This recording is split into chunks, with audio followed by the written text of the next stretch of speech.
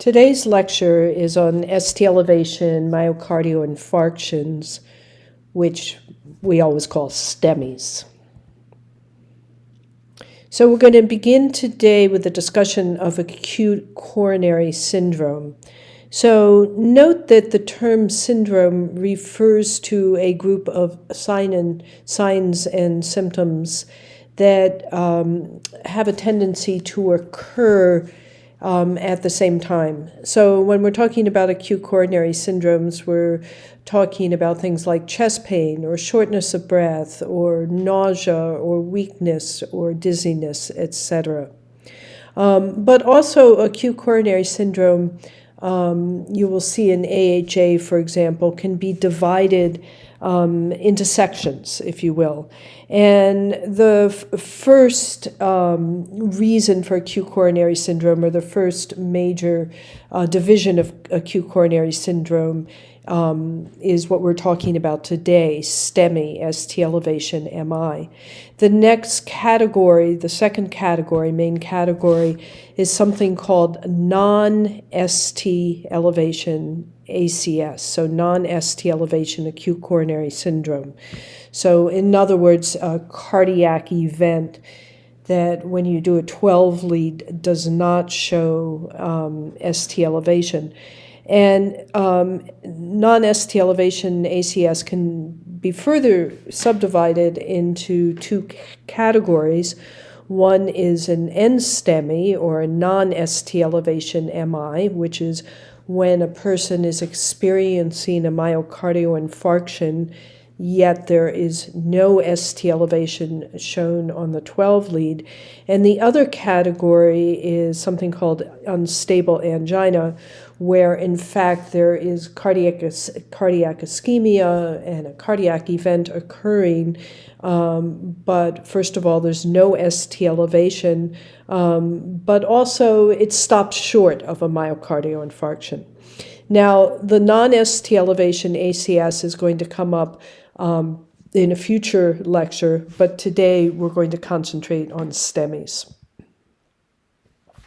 So here's our lecture plan for today. We're going to start with some general information about myocardial infarctions. My guess is this will be a bit of a review for you. You probably will have, learned all that I'm going to tell you in this section in medical emergencies, if not some other class, but still we're going to do a little review here. And then we're going to talk in general about treatment for acute MIs, and not specifically pre-hospital. This is more hospital treatment. And then finally, the heart of the lecture is STEMI identification and location. And we won't get it to the very last part today, but next week we'll follow up with talking about right ventricular or right-sided MIs and posterior MIs. So first of all, what is a myocardial infarction? And I think all of you could define that. The definition that I'm giving you here is the irreversible damage of myocardial tissue caused by prolonged ischemia and hypoxia. And the important thing to understand when we're talking about true infarction is that irreversible portion. Now, what I have seen, what I've observed is that frequently these two terms are used interchangeably, and certainly they are related because ischemia can cause hypoxia, but they are not precisely the same thing. So what is the definition of these terms? So ischemia is inadequate blood flow to a part of the body for any reason. Okay, and then hypoxia is an oxygen deficiency in body tissues, which can be caused by ischemia. So cardiac ischemia occurs most commonly, and I think we all know this, when a coronary artery becomes occluded following the rupture of an atherosclerotic plaque. And this will eventually lead to the formation of a blood clot, or more formally known as a coronary thrombosis. So here's a picture, and again, I assume this is old news for everybody. The top picture is a normal artery, and then we see over time plaque building up, and eventually, if this goes on long enough, the plaque will rupture, and this will lead to the formation of a coronary thrombosis and occlusion of that particular artery. And so, again, this picture is very intuitive, is that the part of the heart muscle that is affected and is in danger of infarcting is the part of the heart that is downstream from wherever the blockage is. But a coronary thrombosis is not the only possible cause of an acute myocardial infarction. Other causes are coronary artery spasms. So again, this is very definitely an occlusion in the same way that a clot is, but for a different reason. If the coronary artery has a strong enough spasm, then blood flow stops, and this may go on for a very short period of time or a longer period of time. Cocaine use can lead to an acute MI, which is a good thing to remember, especially when you're treating acute coronary syndrome that occurs in possibly your younger patients. And cocaine use has the problem that it can lead to both coronary artery spasms and platelet activation, so it's a bad combo. Acute respiratory failure will eventually lead to myocardial infarction. If acute respiratory failure will eventually lead to hypoxia, which eventually will lead to a MI. And then trauma itself can cause an MI. So when the myocardium becomes ischemic, what actually happens? Well, first, as mentioned, hypoxia. And then the heart switches to anaerobic metabolism, which can lead to acidosis. Waste products build up within the cells. The cells themselves can rupture, releasing the cellular contents into the blood. Some of those contents are the troponins into the bloodstream, and I'm sure you've all heard the term troponins because that's an important part of cardiac blood work, where the presence of troponins indicates cardiac damage. Eventually, without sufficient oxygen, the tissue actually dies. But one thing to know is that typically the way this occurs when there's an occlusion is that the damaged tissue is initially comprised of a necrotic, that is truly dead core, but surrounded by a marginal zone. And the marginal zone is, we're very concerned with that because that marginal zone is not dead yet, and given prompt and correct treatment, it has the possibility of recovering normal function, or lacking proper and timely treatment, it can also die and become irreversibly damaged. So we've all heard that term of time is muscle, and that's what we're referring to. And then it's kind of a vicious cycle. The loss of viable myocardium will eventually impair the overall function of the heart, global cardiac function, and that leads to reduced cardiac output, and things just kind of build up and get worse and worse. If the damage is severe enough, that can lead eventually to cardiogenic shock. And then, again, I hope this is something that is fairly obvious to all of you, is if the left heart, if left ventricular function is significantly impaired, then the blood will back up into the lungs, causing pulmonary congestion and eventually pulmonary edema. Other things that can happen during this cardiac event, possible STEMI, is ischemia can also precipitate abnormal cardiac rhythms and conduction blocks, our specialty.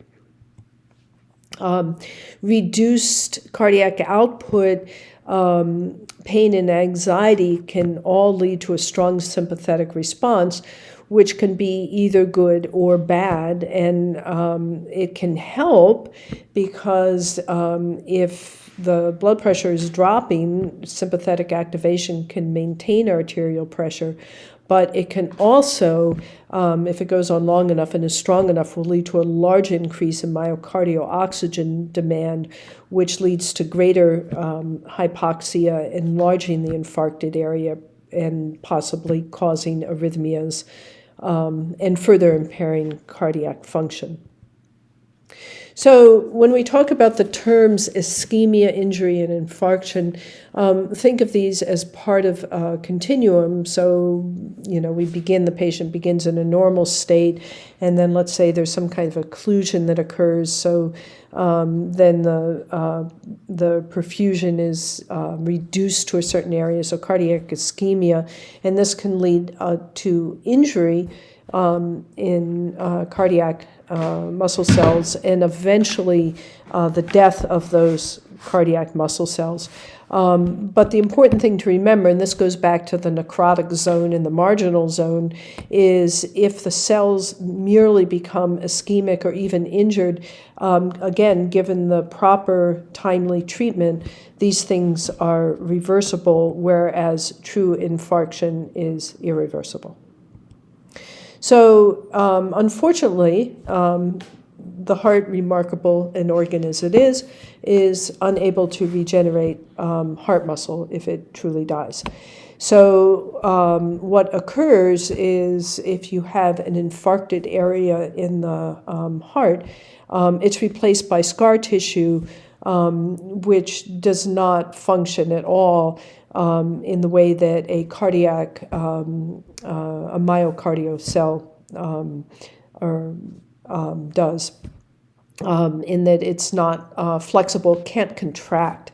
So here are just two pictures. We don't know, although obviously these patients were not alive, we don't know if it actually was the infarcted tissue we're seeing that caused this person's death, but you can see the scar tissue there, the dead tissue, and here even more so. You can see a huge portion of the left ventricle has become infarcted. So, what determines the size of an infarct? And so, first of all, which artery is occluded? If you think about it, if one of the worst case scenarios, if the left main cardiac artery is occluded, that leads to potentially huge areas of infarction, whereas if you simply have some, one of the much smaller vessels, that will lead to a smaller size infarct. The extent of collateral circulation, and hopefully you remember from A&P or medical emergencies or whatever, is the heart has a lot of backup systems in its circulation. So it doesn't always depend on one sort of set of arteries or arterioles, whatever, to perfuse the tissue, but frequently there are multiple vessels that come from different areas of the heart that actually perfuse the same area, again, to act as a backup system. So if one area becomes occluded, it's possible that the perfusion is occurring with another set of arteries. And then, most important for us as paramedics is a very large determinant in the size of an infarct is the timeliness of appropriate treatment. So let's talk for a minute about treatment of acute MIs. So, and again, we're talking now hospital, not pre-hospital. The treatment of choice for a STEMI is the cath lab, so percutaneous coronary intervention. And here's a nice little picture of, you can see where the stent and the balloon are threaded into the occluded artery. The balloon is pumped up to expand the artery, and then the stent remains to scaffold the artery so it doesn't close up again. An alternative therapy is fibrinolytics. so clot busters used to dissolve clots. This is not, if you have a choice, a cath lab is better, partly because there can be some really adverse effects that, fibrinolytics, essentially what we want to do is break up those clots, but it has the potential of bleeding complications, such as a stroke. And for that reason, there's actually a number of contraindications, one of which includes recent active bleeding. However, that being said, not every hospital, not every area of the country has a cath lab, and fibrinolytics are the second choice, but they are a definite choice for treatment. So again, percutaneous coronary intervention is generally preferred as long as the cath lab is available. So now what this is here is a nice little video talking about how the cath lab works. And I'm going to post this separately from this part of the lecture recording. So it will be on the lecture recording page, just not right here. I'm going to just pass through it quickly. So you'll be able to find it below where this recording is posted. So there is something called the Door to Balloon Alliance. It was launched in 2006, and the goal of participating hospitals was for a minimum of 75% of patients to have what was called the door to balloon time of less than 90 minutes. And what that means is that from the moment the patient enters the hospital to the moment when the balloon and the stent are inside the patient, that should be less than 90 minutes. And I think since 2006, we've gotten even better than that. Now you notice this is the door to the hospital, so this doesn't count in the time that it takes the patient to get to the hospital. So from our perspective, what we want to do is minimize the time from patient contact to balloon time. And I'm very certain that you can come up with your own list here of how to minimize time. But I think we can say, well, there's two different areas, two different ways to minimize time. And one simply has to do with moving fast, meaning let's get the 12 lead on as quick as we can, after we arrive on scene. I think I've mentioned a couple of times when I was working in Clark County, and especially when I was the lead, where I could, tell other people what to do. The goal of my partner was always to get the 12 lead on within 5 minutes of walking into the house or contacting the patient, and it was very, very doable, even less than 5 minutes. Not every single time, but most of the time.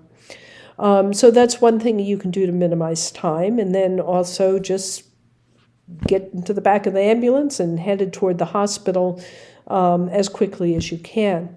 But the other area of, if you will, that we can minimize time has to do with your expertise with 12 leads. Is that the more sophisticated, the more advanced you are with your 12 lead knowledge, and the more able you are to apply it, that really does translate directly into good patient care and the ability to minimize time and make the correct decisions. Okay, so now we're going to get into the heart of things. We're going to talk about STEMI identification and location. So how exactly do we identify a STEMI? And the first basic step was something that we discussed last week, so you already know it.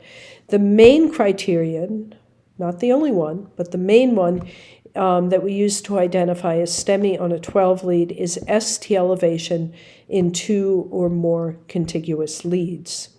And how much elevation? So unfortunately, this is one of those things that's not as simple as you first think it will be.